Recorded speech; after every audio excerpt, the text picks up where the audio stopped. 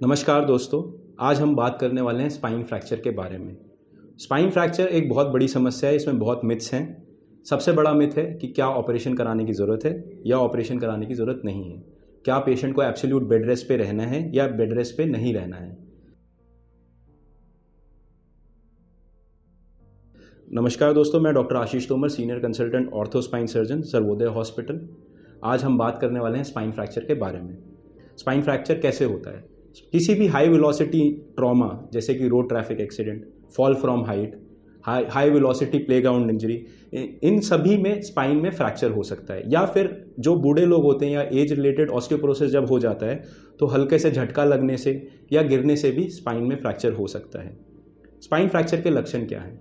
Spine fracture के लक्षण की अगर हम बात करें तो सबसे इंपॉर्टेंट लक्षण है जिस जगह पे चोट लगी है उस जगह पे दर्द रहता है। अगर गर्दन के फ्रैक्चर की बात करें तो पेशेंट को सिवियर पेन होगा नेक में।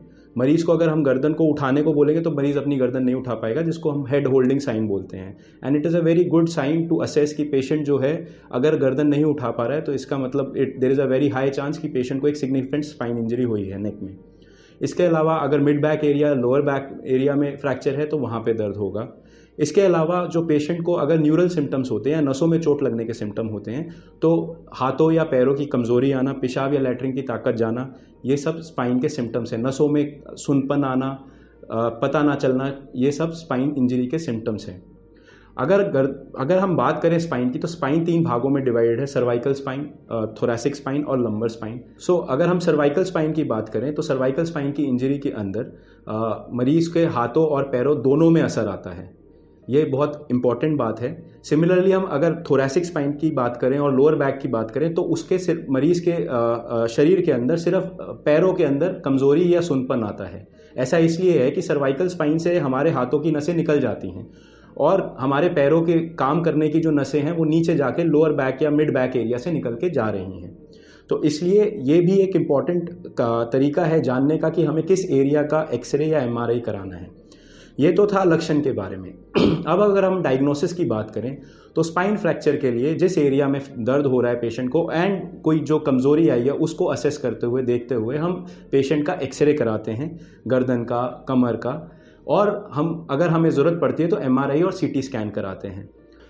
अगर हम इसकी बात करें कि इसको कैसे डील करें तो इसके अंदर हमें ये समझना बहुत ज़रूरी है कि स्पाइन में कौन सा फ्रैक्चर स्टेबल फ्रैक्चर है और कौन सा फ्रैक्चर अनस्टेबल फ्रैक्चर है। स्टेबल फ्रैक्चर का मतलब है कि मूवमेंट, स्पाइन की मूवमेंट होने से या चलने फिरने से जो फ्रैक्चर है, फ्रैक्चर फ्रैगमेंट्स हैं वो डिस्प्लेस नहीं होंगे और नस को नहीं दबाएंगे। वेयर एज अनस्टेबल फ्रैक्चर एक ऐसा फ्रैक्चर है जहाँ पे फ्रैक्चर की फ्रैगमेंट्स की मूवमेंट होकर नसों को दबने के चांसेस बहुत हाई हैं और फर्दर कमज़ोरी आने में या पैरों में लकवा मारने में या हाथों में लकवा मारने के चांसेस ज़्यादा होते हैं। तो इसको समझने के लिए कि फ्रैक्चर स्टेबल है कि अनस्टेबल है, हम जाएंगे क्लासिफिकेशन, स्पाइन की क्लासिफिकेशन में। डॉक्टर डेनिस ने वर्टिब्रल बॉडी को बेसिकली वर्टिब्रा को 3 पार्ट में डिवाइड किया, 3 कॉलम में डिवाइड किया। जो वर्टिब्रल बॉडी है उसको 2 कॉलम में और पीछे वाले हिस्से को 3rd कॉलम बोला। तो स्पाइन में स्टेबल फ्रैक्चर उसे बोला जिसमें एक कॉलम का इंजरी है, एंटीरियर या posterior, 1 column injury is a stable fracture. Similarly अगर मिडल कॉलम एंटीरियर या पोस्टीरियर 3rd कॉलम के साथ इन्वॉल्व होता है तो उसको अनस्टेबल फ्रैक्चर बोला गया बाय डॉक्टर डेनिस। हाउएवर अब आज की डेट में हम जो है इसको स्टेबल या अनस्टेबल फ्रैक्चर को पता लगाने के लिए we are following thoracolumbar injury severity score. Basically एक तरह का इंजरी स्कोर है जिसके अंदर हम फ्रैक्चर की मॉर्फोलॉजी क्या है, नसों में चोट लगी है तो वो किस तरह की लगी है, और पोस्टीरियर जो कॉलम है, पीछे का हिस्सा है स्पाइन का, उसका क्या स्टेटस है। डिपेंडिंग ऑन दैट उसको हम स्कोरिंग सिस्टम देते हैं। तो 0 से 3 का जो स्कोर होता है उसको हम स्टेबल फ्रैक्चर मानते हैं।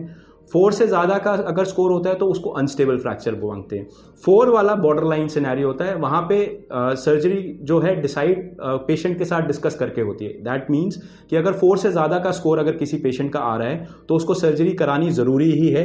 अगर सर्जरी नहीं कराई तो नसों में चोट लगने के चांसेस बहुत हाई हैं और पेशेंट की जो इंजरी है, जो भी उसको स्टेटस है, उसका न्यूरल स्टेटस है, वो डिटेरेट हो सकता है। अगर मान लीजिए उसके हाथ पैर काम कर रहे हैं तो ऐसा हो सकता है कि उसके हाथ पैर काम ना करें, बाद में उसको जो इंजरी है वो बढ़ जाए।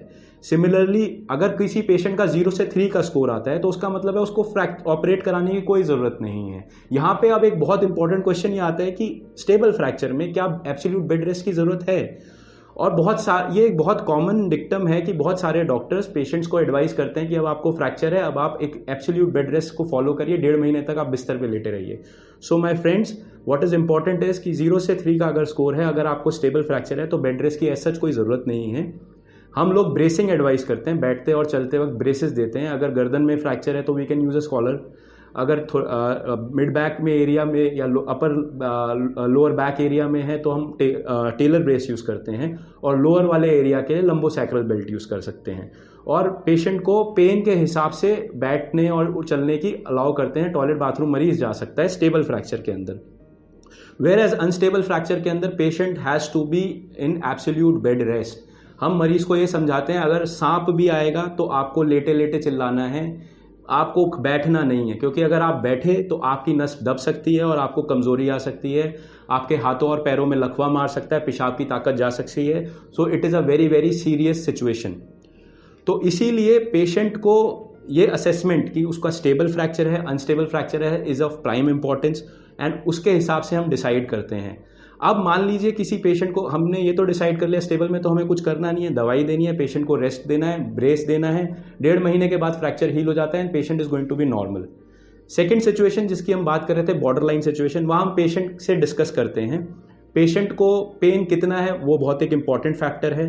पेशेंट चाहता है कि मान लीजिए कि मेरे को जल्दी से पेन ठीक हो तो वहाँ उसको सर्जरी ऑफर करी जा सकती है, but that is something between patient and us, क्योंकि स्पाइन में एक बार फ्रैक्चर हो गया तो 1.5-2 महीने काफ़ी दर्द रहता है, एंड पेशेंट वांट्स कि नहीं मुझे जल्दी से एक्टिविटी करनी है, जल्दी से वापस चलना फिरना है, बिल्कुल ठीक होना है, तो we can offer him a surgery इन दो सिनेरियोज ऑल्सो।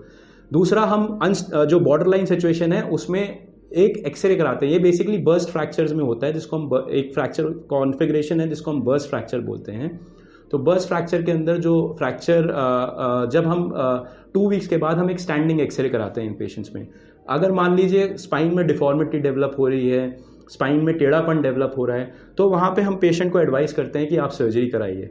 अगर कोई डिफॉर्मिटी नहीं है सिर और पेशेंट को दर्द बहुत ज़्यादा नहीं है तो वो वाले पेशेंट्स भी विद रेस्ट एंड मेडिसिन वो ठीक हो जाएंगे। अब जो तीसरा ग्रुप है जिसको हम अनस्टेबल फ्रैक्चर बोलते हैं, जहाँ पे जैसा कि डेफिनेशन है कि फ्रैक्चर फ्रैगमेंट मूव हो सकते हैं, नस दब सकती है, वहाँ पे surgery is the only alternative, is the only solution. Surgery के अंदर हम बेसिकली 2 तरह की सर्जरीज होती हैं, एक ओपन सर्जरी होती है, एक दूरबीन से सर्जरी होती है। दूरबीन से सर्जरी का फ़ायदा ये है कि छोटे चीरे के साथ मरीज़ को हम फ्रैक्चर को फिक्स कर सकते हैं, नसों को फ्री कर सकते हैं और पेशेंट को जल्दी रिहैबिलिटेट कर सकते हैं। ओपन सर्जरी के अंदर भी रिजल्ट्स वैसे ही हैं, इट इज़ जस्ट कि थोड़ा समय 2 हफ्ते ज़्यादा लगता है रिहैबिलिटेशन में, but surgery is otherwise safe and patient को हम दोबारा नॉर्मल कर सकते हैं और पेशेंट नॉर्मल चल फिर सकता है अगर उसको चोट लगने से पहले का उसका स्टेटस जो है वो ठीक हो। So this is also very important. ये भी एक मिथ है कि स्पाइन सर्जरी के बाद पेशेंट को जो है लकवा मार जाता है, पेशेंट बेड रिडन हो सकता है। तो spine surgery my friends is otherwise very very safe. Spine fracture की रिकवरी, अब सर्जरी तो हो गई या फिर चोट के बाद जो इंजरी होनी थी वो भी हो गई, तो रिकवरी कैसे होगी या रिकवरी, ये एक बहुत बड़ा सवाल है कि क्या लकवा मारने के बाद मरीज़ के पैर या हाथ काम दोबारा करेंगे, इसमें कितना रोल है सर्जरी का। तो my friends, I want to make it very clear, हम एज डॉक्टर्स नस के ऊपर से प्रेशर हटा सकते हैं, लेकिन हम नस के अंदर कोई भी सर्जरी नहीं करते उस तरह की कि जहाँ पे ये हो कि हम नस के ताकत को ठीक करने के लिए सर्जरी कर रहे हैं। हम बेसिकली जो बोन में फ्रैक्चर हो गया उसको ठीक कर रहे हैं ताकि मरीज़ को हम करवट दिला सकें, बैठा सकें, चला सकें, अगर वो चलने की ताकत है तो उसको चला सकें। सो बेसिकली अगर कोई किसी को स्पाइन इंजरी हुई है और उसको लकवा मार गया है, उसके हाथ पैर काम नहीं कर रहे, तो हम अपने पेशेंट्स को बताते हैं कि क्योंकि इंजरी के टाइम पे ही नस में काफ़ी सीवियर इम्पैक्ट होता है और मोस्ट ऑफ द टाइम्स नस जो है वहाँ से इरिवर्सिबली डैमेज हो जाती है, तो इसलिए ऑपरेशन के बाद भी बहुत हाई लाइक्लीहुड होता है, ऑलमोस्ट 95% ये चांसेस हैं कि हाथ या पैर दोबारा काम नहीं करने वाले। बट क्योंकि अगर सर्जरी नहीं करी तो पेशेंट के पास वो 5% का भी चांस नहीं है, वो कभी कोई चांस ही नहीं है रिकवरी का, तो 5% के चांस के लिए हम सर्जरी करते हैं पेशेंट को, क्योंकि जब हम प्रेशर हटाते हैं तो स्पाइन की जो नसें हैं वो रिकवर कर सकती हैं। It is a slow process. It is said कि स्पाइन की नस की रिकवरी 1 मिलीमीटर पर डे के हिसाब से होती है। तो ये रिकवरी जो है 1 साल तक हो सकती है। मेरे पास ऐसे बहुत मरीज आते हैं जो 1 साल के बाद कहते हैं डॉक्टर साहब कुछ कर दीजिए, स्पाइन की सर्जरी कर दीजिए, मेरी रिकवरी करा दीजिए। So I want to tell you that generally after 1 year जो भी आपकी रिकवरी है दैट इज़ फाइनल रिकवरी। उसके बाद बहुत सब्सटैंशियल रिकवरी नहीं होती है। स्पाइन की सर्जरी हो या ना हो, जो भी इंजरी होती है, नस अगर 1 साल तक डैमेज है तो नस की जो मसल एंड पोटेंशियल है जहाँ पे नस को जाके काम करना है वो 1 साल में ख़त्म हो जाते हैं। तो इसलिए लकवा मारने के बाद ये एक सर्जरी से जो सर्जरी हो रही है ये बोन्स के लिए सर्जरी हो रही है, ये नस को फ्री करने के लिए सर्जरी है, नस को ऐसा एनवायरनमेंट प्रोवाइड करने के लिए हो रही है जहाँ वो रिकवर कर सके। वो रिकवर करेगी या नहीं करेगी वो आपके डॉक्टर के हाथ में नहीं है, इसीलिए हम हमेशा कंसेंट भी लेते हैं। So that is a very very important information that I want to share. अगर आपको हमारी ये जो भी डिस्कशन है ये पसंद आई हो तो please do like and share this video with your friends, families and colleagues and do subscribe us, ताकि हम इस तरह के एजुकेटिव वीडियोस बनाते रहें। Thank you.